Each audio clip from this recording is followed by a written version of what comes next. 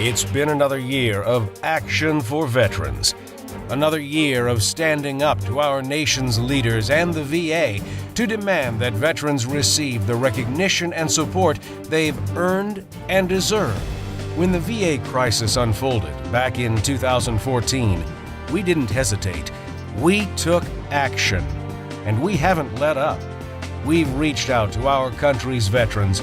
We've listened. We've offered solutions. And we've stated our piece time and again in no uncertain terms. We will not stand by and watch the very systems created for veterans crumble. We're the veterans of foreign wars, and when veterans' rights, when veterans' lives are on the line, you can bet we take action. Today, we look back at a year of dedication and relentless hard work, and we celebrate the tenacity of our members and supporters in our fight for veterans. This year, John A. Bajedzki Jr. was sworn in as the VFW's Commander-in-Chief. He called on our ranks to act now, to consider how we can and must evolve in this new age, and to reflect on the VFW's vital role in the future of our nation's heroes. If not for the VFW, who? If not for the VFW, who in our communities will help organize and participate in patriotic salutes to our nation and remember those who served or fell? If not for the VFW, who will promote patriotism in our youth? And if not for the VFW, who will help America's veterans and troops navigate the complex VA claim system or ensure their individual needs are properly taken care of? If not for the VFW, who will be that collective voice on Capitol Hill against all the noise generated by 30,000 registered lobbyists who, other than lip service, don't have the best interest of veterans, service members, and their families first on their agendas?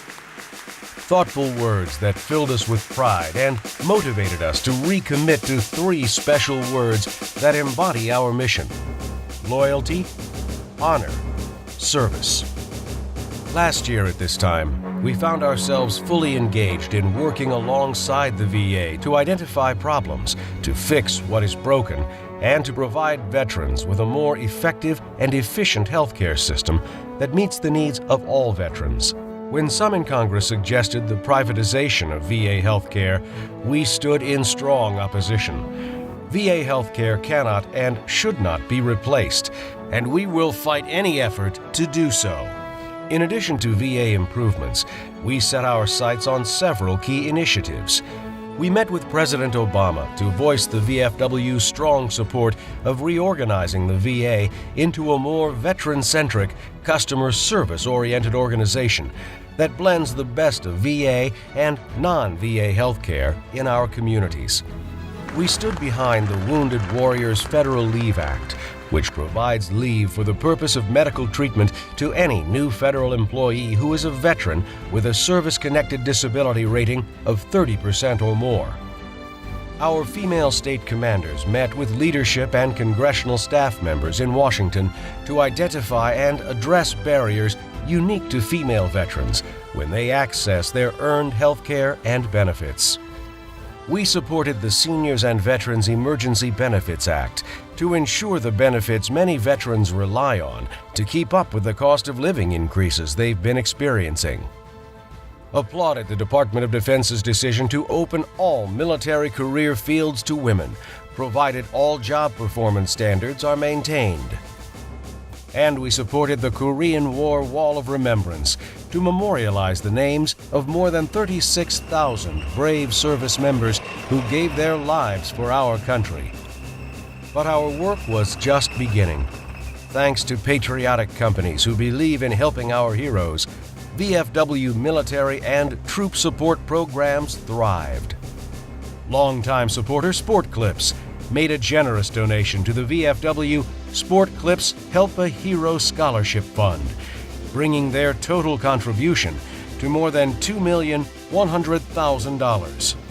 These funds have already provided more than 570 transitioning veterans the opportunity to pursue a college education, Sport Clips has also donated more than $1,800,000 to VFW Operation Uplink, making possible over 2,400,000 calls home.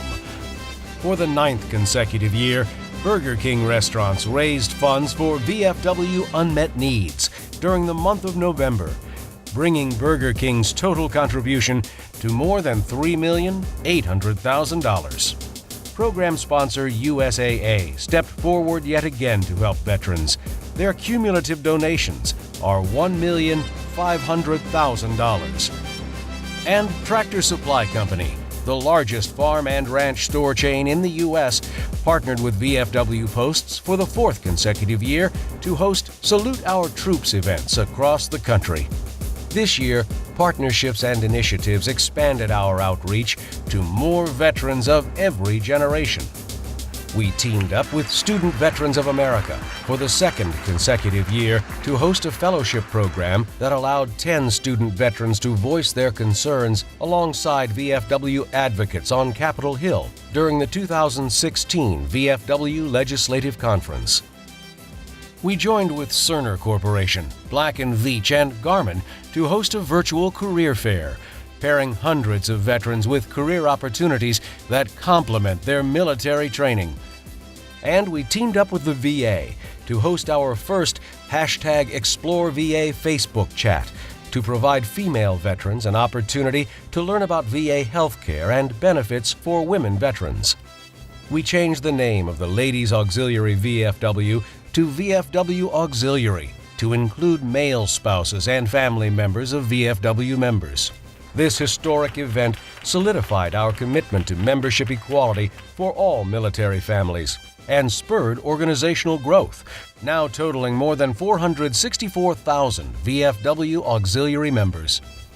We created #VFW Post Pride to showcase the great works of VFW Posts worldwide.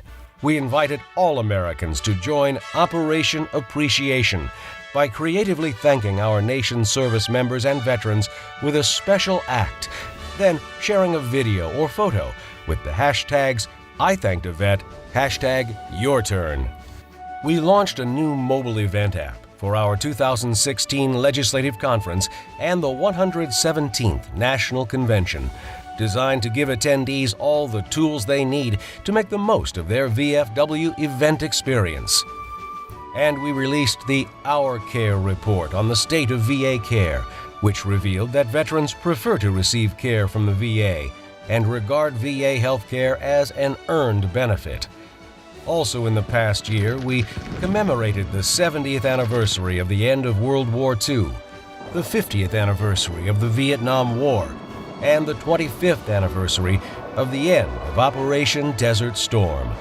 Join VFW Posts across the nation in observance of POW MIA Recognition Day to honor the sacrifice of almost 140,000 former American POWs and the 83,000 Americans who are still missing from World War II forward.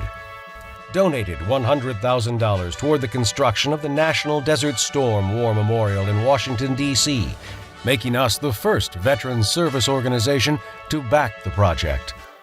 For the 6th consecutive year, we sponsored the Bataan Memorial Death March, a rigorous 26.2 miles through the desert terrain in honor of the heroes who defended the Philippine Islands during World War II. We proudly contributed 8,900,000 volunteer hours to local community service projects across America. And we continued to provide justice. Our nationwide network of service officers helped more than 96,000 veterans recover more than $1.3 billion in earned compensation and benefits from the VA over the past year. During the VFW Legislative Conference, the VFW awarded $3,300,000 in scholarships and educational incentives to middle and high school students through our Voice of Democracy and Patriots Pen essay competitions. Voice of Democracy Grand Prize winner Grayson Campbell of Florida was awarded a $30,000 college scholarship, while Patriots pen winner Shane Stafford of Nevada received a $5,000 cash reward. Both students took an all-expense-paid trip to D.C., where they were recognized at the 2016 VFW Legislative Conference. The VFW presented the VFW Congressional Award to House VA Committee Chairman Jeff Miller for his efforts to improve the VA's ability to deliver timely, quality health care to America's veterans. Hosted more than 90 wounded warriors and caregivers from Walter Reed National Military Medical Center, along with their families, for dinner at the National Press Club during the 2016 Legislative Conference. And also during the conference, the VFW laid out important priority goals. I've seen firsthand the effects that medical appointment wait times, delays in compensation, and pension decisions, and concerns for military transition by our troops, veterans, and their families. The VFW is on Capitol Hill to bring a unified voice for these men and women, America's true heroes. We won't allow Congress to threaten our nation's security and every military quality of life program the VFW helped create. We will carry a message of patriotism and justice for veterans to Capitol Hill and demand action. Yes, we've achieved so much in the past year, but now is not the time to lay down the fight. We will continue looking to the future to protect our nation's veterans and keep our organization thriving. We will continue this noble work in service to our brothers and sisters, and out of respect and love for this beautiful country we are blessed to call home, the United States of America. We are the veterans of foreign wars, and no one does more for veterans.